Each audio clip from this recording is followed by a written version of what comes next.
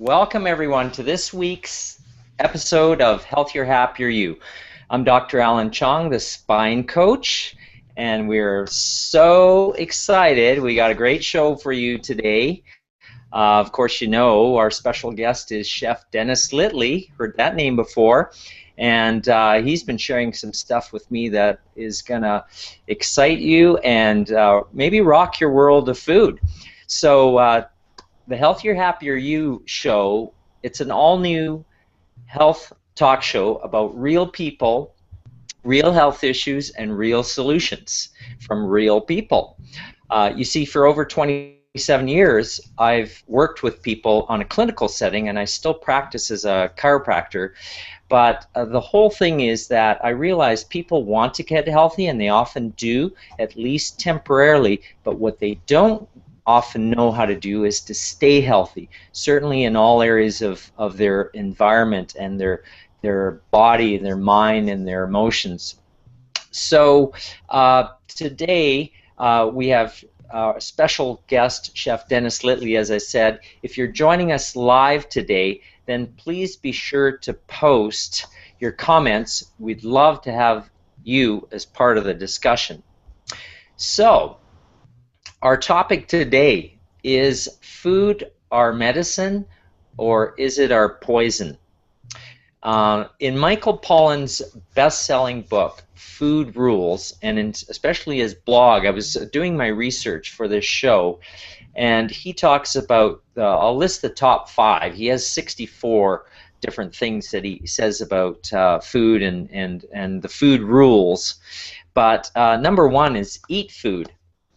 Makes sense? Number 2 is don't eat anything your grandmother wouldn't recognize as food. Number 3, Michael Pollan says, avoid food products containing ingredients that no ordinary human being would keep in the pantry. Keep in mind, no ordinary human being, as opposed to a food scientist.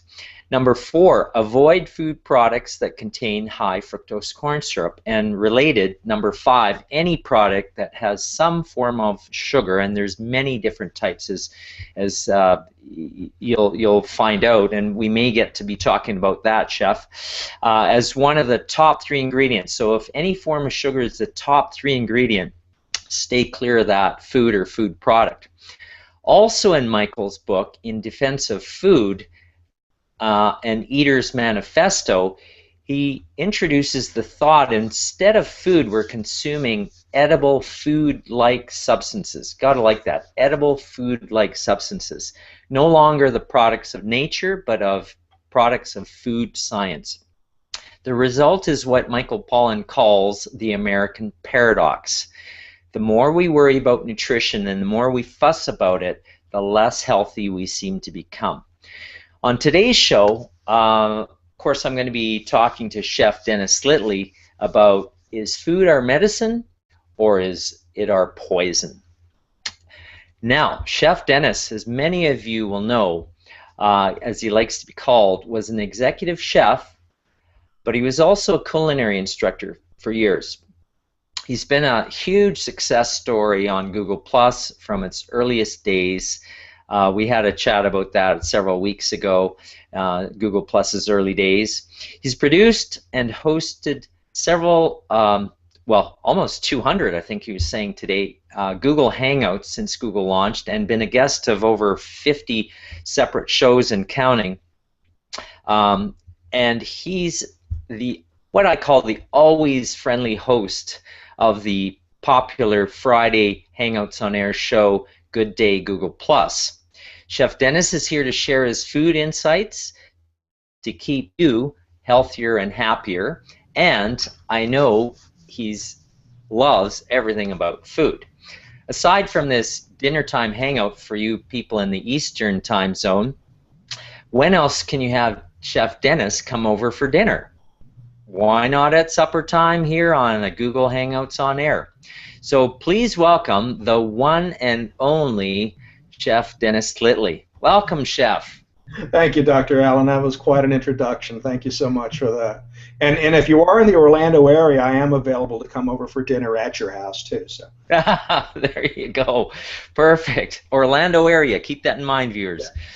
So, Chef Dennis, Michael Pollan, in defense of food, calls it the American paradox. The more we fuss and worry about nutrition, the less healthy we seem to become. The more engineered our food, the unhealthier the food has become. What's your experience with this food paradox? well, we have to feed the world, and I think everybody understands that. And a lot of the problems with genetically modifying food doesn't just come from the modification, which I guess a real purist isn't going to like, but it's changing the food like wheat today. Wheat today, there's so many wheat sensitivities because of it's gone from 12 chromosomes to 32. And when you do that, food that you're ingesting, your body really doesn't know what to do with it sometimes. We've changed it so much. So, while making hybrids is a good thing, genetically modifying maybe not such a good thing. But the downside of the genetically modifying is, what they're doing, why they're making it this way is to be uh, resistant to the sprays that they're using to kill the weeds, which in turn are killing us. So it's not really so much a paradox as I think it's a misconception that or it's a hidden truth, not a misconception. It's a hidden truth that they don't want you to know, about what they're doing with some of the foods. True. And do you think food has just evolved for a certain reason, or do you think there's? I mean, we're not going to get into the economics of that. I want to stick with more as food, our medicine. We see examples of attempts to do that. I mean, look at all those cereal bars out there and stuff like protein bars. What do you think of all that stuff? Well, they're there because there's a reason, because there's a demand, because people don't want to spend time in the kitchen anymore. Their lives are busy. That's just the same thing with bottled water. In the 60s, who ever heard of drinking bottled water? You drank tap water. But as we evolved, and not evolved, as our lives changed and we became busier, and both the husband and wife were in the workforce, time just wasn't sufficient time. So we started turning to different things for convenience. And anytime you get something that's for convenience, I don't care whose it is, flip it over and look at those ingredients. I have read more ingredient labels in the last 6 weeks than I have in my entire life, and it And, boggles my and mind. you were just recently at this a conference called ShiftCon. I think a lot of this shift that you're actually making, Chef, is due to some of the stuff you've learned there, wasn't it? Oh, absolutely. I had more WTF moments there when they were saying things than I'm like, I know I didn't hear that. Say it again, please. And Give us the top couple of things that just you went wow and said you're going to change things. well, one of the first things, and I'd always tried to shop organic. And again, it was people would talk about GMOs, genetically modified foods. And I'm going, well, stop whining about it. What's the big deal? We got to feed the world. And then, like I said, it wasn't so much that they're modifying the seeds to do this. It's when they said Monsanto has taken Roundup, and I forget the name of a polyglycophosphate or something like Yeah, that. And yeah. it's not Glyphosate, yeah. working anymore. So they've taken half of Agent Orange. And if you're my age and you remember Vietnam, you remember Agent Orange. And Exfoliant, yeah, defoliant. yeah, and so many people came back with cancer and sick, and plus, it just was terrible. So they're adding that to Roundup to make and less Duo. So that was the first one. When I heard that, I was like, Wow, incredible. and then when I found out, that a lot of things that are banned in like 64 countries are legal in the U.S., and I went, that can't be good. Can't be good. No. So from that, I mean, and I'm gonna post the link because the Dirty Dozen. Did ShiftCon talk about that, or I'm sure you're aware of that Yeah, because some well, people would argue, why even eat organic or pesticide free or that type of thing. I just don't believe it's any better. The apple tastes the same. Oh, taste is fine. You're not going to have a problem with taste. It's a problem with how it got to the stage that it grew. Excuse me. And what they did to it. And there's like I said, the Dirty Dozen is a list of things that if you, I mean, they don't expect you to buy everything organic. And the one thing about the people that were at Shift Con was there was no judging, there was no telling you you're going to die, or anything like Yeah. that. It was like, do what is best for you and your family. Do what you can afford, but keep in the back of the mind a lot of the things that you're scrimping on now and buying non-organic will end up making you sick or causing your system to break down so that you're going to be going to the doctor later. So you can pay a little now or you can pay more later. It's kind of the philosophy of it. For sure.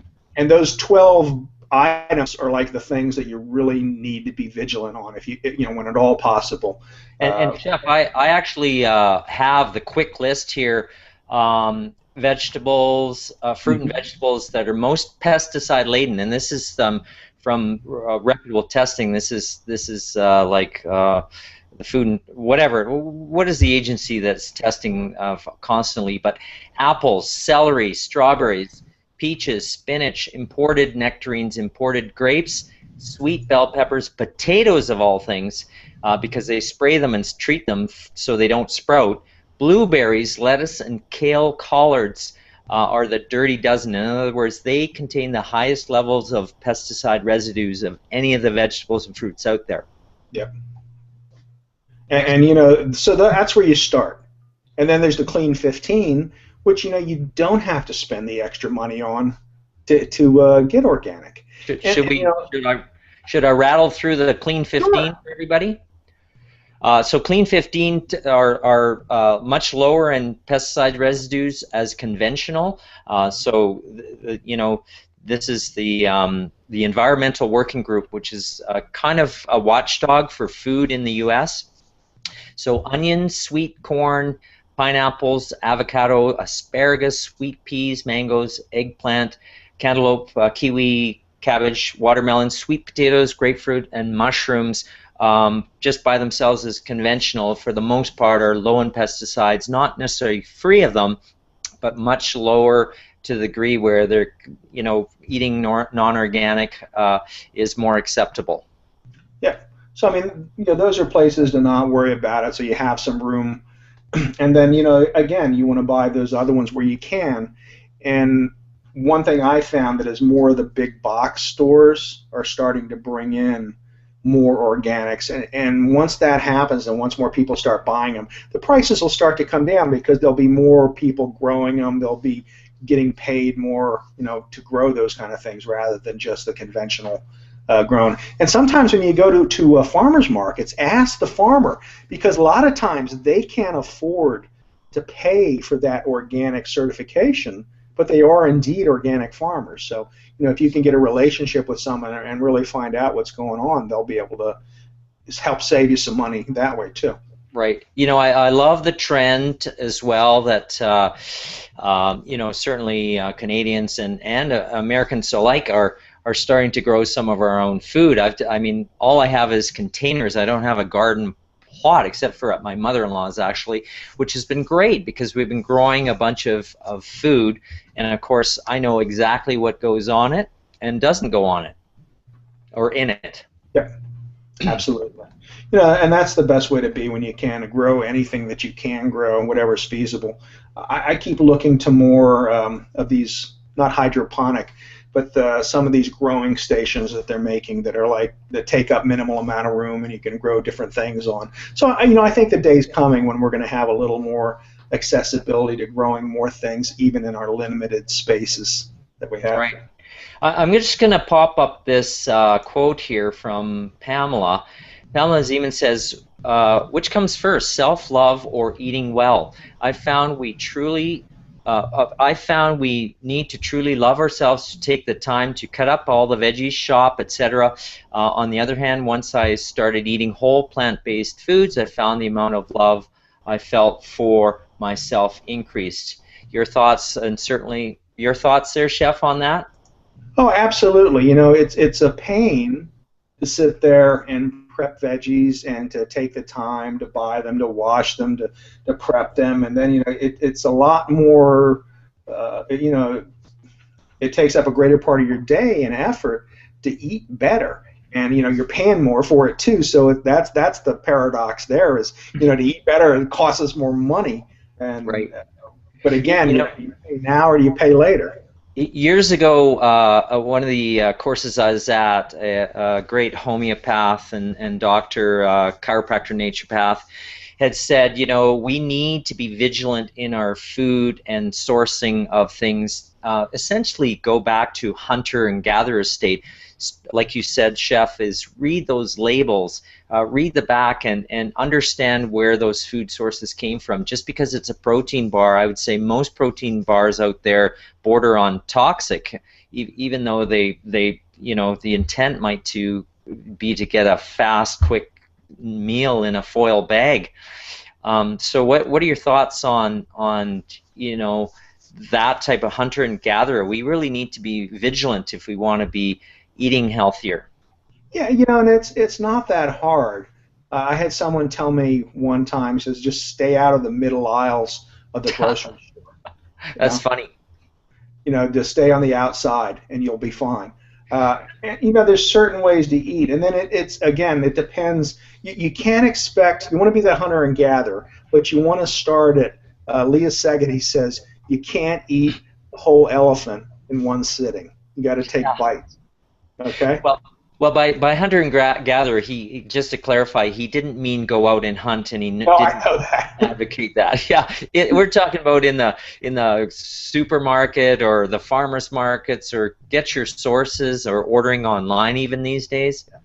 You can get a lot of good stuff online, and it's just really be careful about what you're buying and look at ingredients and don't think about just your food because I mean that sometimes that's where we stop.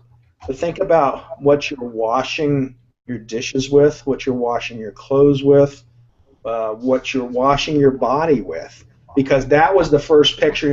I'm food oriented because I'm a chef. And then they started saying, well, your skin is your largest organ. Don't you think it's absorbing everything else? And I'm like, ah, son of a gun. It's like that makes sense. Exactly. Yeah. Good point. So one of the things is stay away from parabens, Yeah. methylparaben, all these parabens in generally less expensive products that are mass produced and name brand even, and they might not be less expensive. They might be quite high-end products, but to watch for those things. So, I mean, really is to start hunting and gathering at more of the health food stores and things, right? Yeah, or fine. I mean, there are some lists of some safe um, health and beauty products you can use. And I even just started looking on Amazon too. And Exactly. you'll see products that say they're chemical free, dye free, perfume free, and safe for now I'm got a gluten intolerance, so I'm looking for and I hadn't thought of soap. And I'm like, oh my god. So now I'm looking for soaps that don't have like shaving cream that doesn't have gluten in it. So Right. it's crazy. So now I did find Barbasol, the oldest shaving cream in the country. That's gluten free. So Really? Yeah, yeah. start looking at your shaving products. So tell us, Chef, what's changed? Like you've been doing some different things eating wise, and tell me how that's been changing you, and you've been feeling better. You said, and I've been feeling a lot better, and I would have never believed I could go gluten free. And it's been something. Actually, my niece was diagnosed with some issues and rashes and almost like hives. She had broke out and she went gluten free, and it cleared up. And they had put her on all these steroids, and she was blowing nasty up. stuff. Yeah, wasn't happy. And I'm thinking, God. And I keep looking at that they can cause, and I was talking to more and more healthy bloggers, and I kept saying, I think God is sending me a message because all these bloggers for no reason at all are talking to me, healthy ones, and they're telling me about what cleared up their problems. And I said, I'm going to die, and he's going to go, Dennis, how many messages did I need to send you? And it just started to make sense to me, but I was afraid that I couldn't do it. That I'm weak-willed. I'm a chef. I love to eat, and I Yeah. thought, well, what am I going to do without pasta? And then I happened to find a really good brand that ate just like regular pasta, and I found a bread, and I've always been a nut and grain bread kind of guy, but my wife hates it. So I found a bread that toasts and tastes like bread, and I'm like, this is easy. I can do this. I got bread and I got pasta. What more do I need? So Yeah. my bases were covered. So it just took a little. For one, it sounded like it started with more awareness, and then Yes. you just take those steps to start looking for certain products and stay away from other products, and you're starting to achieve it.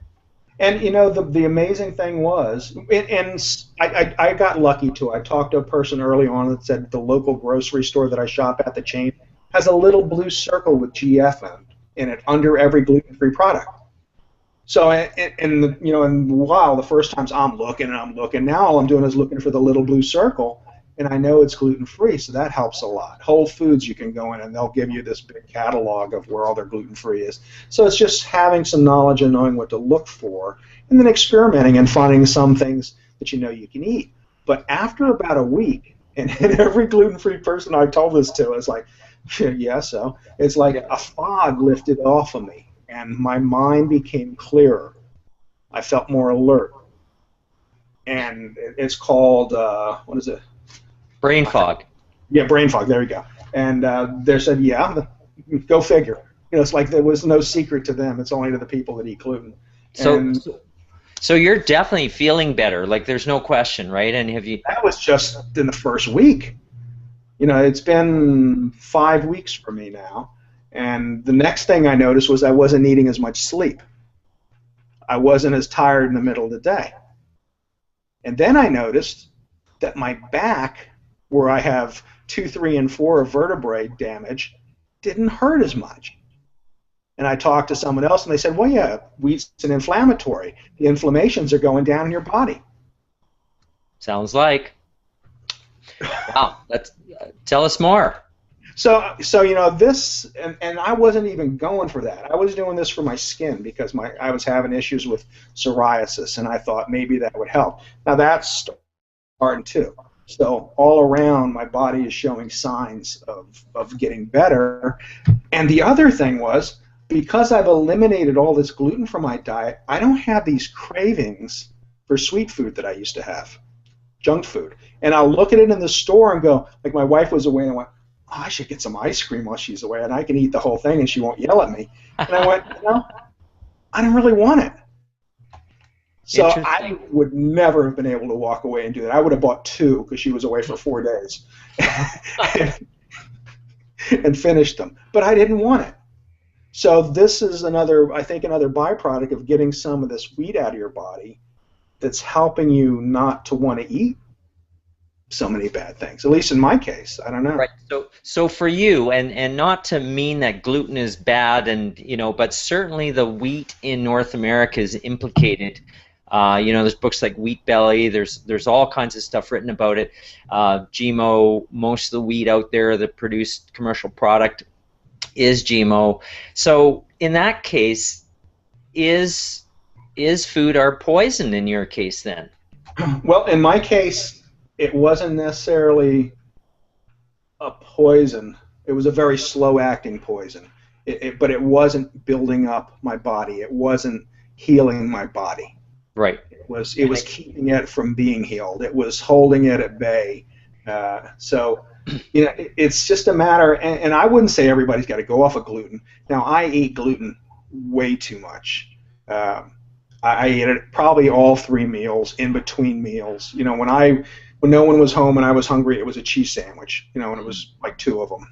So that was where it all, and of course that made me hungrier again, and I would want more gluten. So it perpetuated itself, and it's just crazy. But yeah, eating better, I think, makes your body feel better, and it doesn't crave so many bad things. It's just like a drug, it's like nicotine. It's like any other substance. You have to think of it almost that way, as you're addicted to it in a sense, although I wasn't getting the sweats and headaches from walking away from it. I was actually feeling better. So it was a drug that... Good thing, Chef. Yeah, you can leave and you feel better from right away. So in that sense, yeah, I mean, you described the gluten for you, and you know, and perhaps food additives and such associated with those foods could have been your slow-acting poison, as you suggested. Hmm. Um, and now it sounds like you're nourishing your body with different eating, better food, and perhaps becoming your medicine, the different foods. Absolutely. And and I think it's like I said, it's baby steps.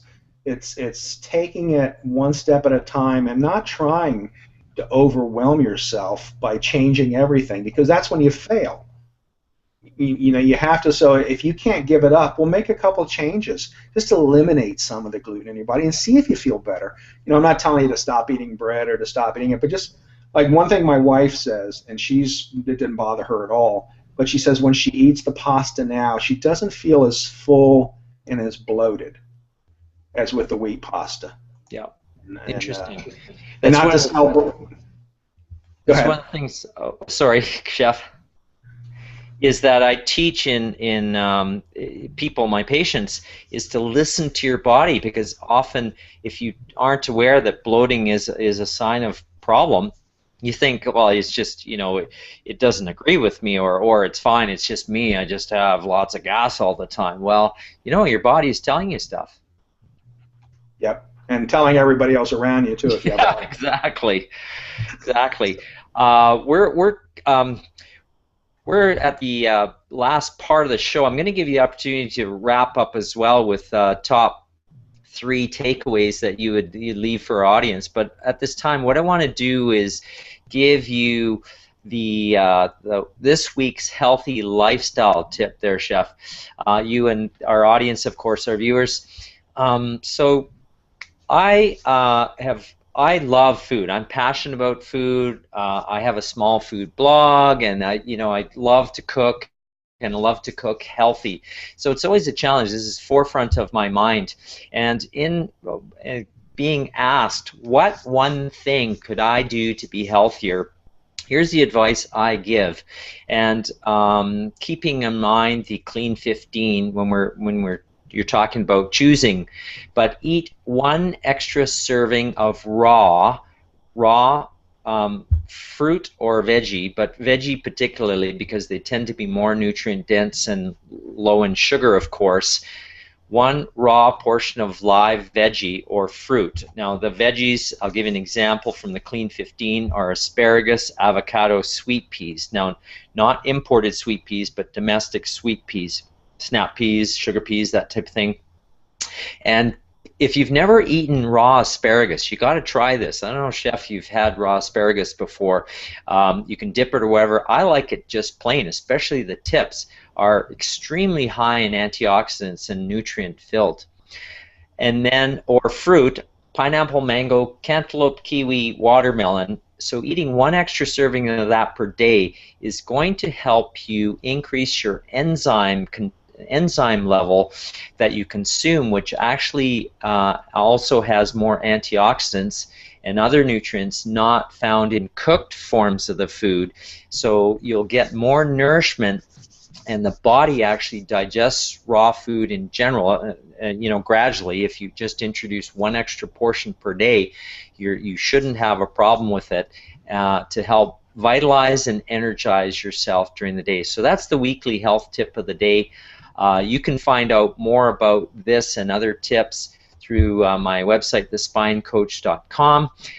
One of the calls to action before I give Chef the opportunity to wrap up is to go to thespinecoach.com and sign up for my free health risk assessment. It's on page 1 as soon as you go to thespinecoach.com, and just a tip is 5 of the 15 questions in that health risk assessment address food and eating habits. So find out what your health risk score is when you take that, when you download that and can take that away. It's absolutely free, my gift to you. So you can make some changes that will hopefully help you to realize and feel a healthier, happier you, and feel your best that you've felt in years. So at this time, Chef, I'm going to give you the opportunity. We have about 3 or 4 minutes left here. Um, just to summarize what you would like to tell our audience today about what you've been learning, some takeaways from what you've been learning about food, and kind of the ahas that you already shared a few great ones, so go for it. Well, we were talking before too about, and it's not necessarily about an aha, but about time-consuming preparing vegetables, preparing things. Well, this is a good opportunity for everyone to take to get your family or your significant other involved in the process, and don't look at it so much as work or extra time, but as a time to talk to the family, a time to just maybe if it's just the two of you, have a glass of wine because wine is still okay. Yeah, it's still Yeah, on the okay market. on the okay list. Have a glass of wine and relax and connect at that level that you used to connect with all the time. And if you're a family, it's time to listen to your children. It's time to spend quality time with them that they'll remember later on in their life. That maybe not every night, but a couple nights that you got to go together and everybody was in the kitchen working together, talking. So don't think of it as a chore so much. I mean, I'll go in and I'll prep and I'll just blow through things because that's what I do. But if you think it takes time and it's work for you, you have to change your way of thinking, just like you changed your way of thinking about eating. Change your way of thinking about the process and make it enjoyable. Because when cooking is enjoyable, you'll find you want to spend more time cooking. And if you want to spend more time cooking, that means you're going to spend less time eating out, eating junk, buying processed foods. So that's my takeaway from this. And that would be the aha moment. And it's not easy. It's not something you can do every day, but try and set aside a day or two a week to start it. Nibble at that elephant, as Leah would say. Take a couple little bites, and then pretty soon you'll look forward to spending that time. And it won't be a process. It'll be enjoyable. And then every night you'll want to get there and talk and see how the day was and just relax, unwind, and eat good food. I think that is so Italian, European, sort of the culture is totally different, and we need to learn from the other cultures, don't we, about how people socialize around food more often than not, and especially as families even. Absolutely. And again, that starts to make you think about the whole body and treating the whole person rather than just treating a symptom. And that's the basic. It's reaching into your core and allowing you then to see some other things that you may not have seen. So to me, food is the root of everything. It's the common bond that we all have. And at SchiffCon, when we were talking about the different things, like I said, it was not, you can't do it all in one day, but do what you can do. Another big plus, if you can, is look for pastured meats. Look for meats that were raised the way they were intended to be. Free grazing, not cage-free, because all that means is there's a little door on the hen house that if they want to go outside, they can. So that's not really living outside to me. It's like one of those possibilities. But look for pastured meats. Even rather than organic, I think someone had told me that was the best change in your life you could make. Start eating a better protein source. Right. Yeah, awesome. I love the way you summarize that, Chef, because of course, I'm a huge advocate of holistic health from the spine. The spine coach, I'm so much more than just talking about spines, as you realize. And you shared some awesome, amazing, practical stuff, which I love. And thank you so much for being on the show. You just had some great experience, and your personal experience and your personal journey is an ongoing one too, which is great to hear. Those aha moments coming to a change in lifestyle, which you're starting to see and feel the difference. Even I think you're looking younger, Chef. Yeah, now if only my hair start growing back, I'd really be happy. Yeah, well, keep on being that hunter and gatherer, and let me know what works, okay? I will. Thank you. Thanks so much for having me on today, Dr. Allen. Oh, you bet. We had fun, and we'll have to do something together again sometime. And maybe I'll get the invite to ShiftCon. You never know. You know, they're selling tickets already, and it's going up to. We had 250 last year. She's going to double it. 500 is the max, and it's on the beach this year in Oh, Manhattan Beach. well, I always like a good excuse to go to California, Southern Yeah. California. All right, that's our show for today. I want to give out a special thank you again to our special guest, Chef Dennis Littley. Oh, Chef, how do people get a hold of you if they want to follow you? Well, the easiest way is think Ask Chef Dennis, because that's my website, askchefdennis.com, and you can find me on Twitter, LinkedIn, Instagram, Pinterest, Of course, Facebook, just Google about Plus. anywhere but Google, yeah, as Ask Chef Dennis. And also at thespinecoach.com, the show page, you can find more information about Chef Dennis. It has his link. Also has the Dirty Dozen Clean 15, that link, as well as another link to the author I quoted about Michael Pollan. So we have a number of resources on my website for that. Of course, it's my belief that each one of you can live a healthier, happier life if you simply learn and apply healthier, happier lifestyle habits. And of course, it's the habits that every day that when you apply you become that healthier, happier you that you deserve to be. So once again, be sure to go to thespinecoach.com for lots of resources about me, this show, our guests, and online programs. Thank you for watching, and see you next Monday. I'm Dr. Alan Chong, the Spine Coach. See you then.